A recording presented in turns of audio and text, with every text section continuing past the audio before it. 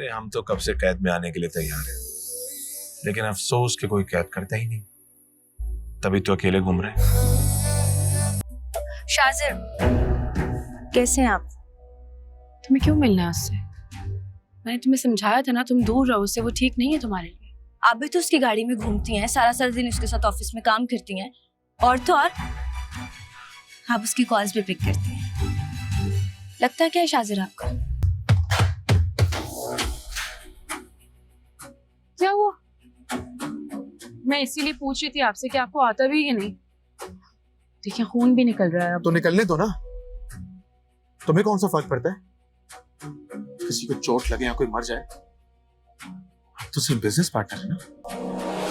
पहले मुझे लगता था कि तुम्हारा दोस्त पागल है, लेकिन अब मुझे यकीन हो गया कि उसकी दिमागी हालत ठीक नहीं है। कुछ अजीब सा ही है वो। ऐसा क्यों लगा तुम्हें?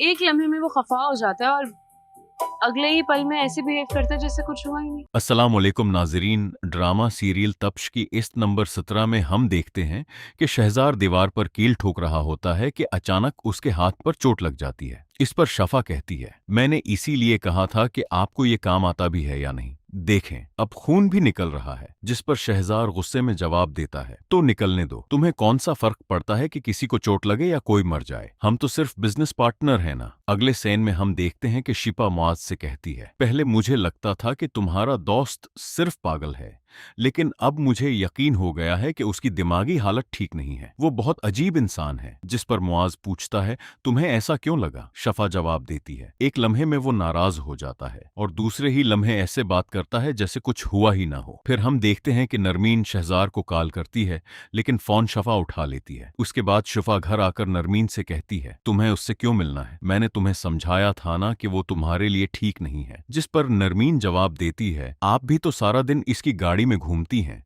उसके साथ आपस में काम करती हैं, और अब उसकी कॉल भी आप ही उठा रही हैं। आखिर लगता क्या है शहजार आपका? आखिर में हम देखते हैं कि शहजार शफा से कहता है, अरे हम तो कब से कैद होना चाहते हैं, लेकिन अफसोस कोई हमें कैद ही नहीं करता, इसीलिए तो आज तक अकेले फिर रहे हैं।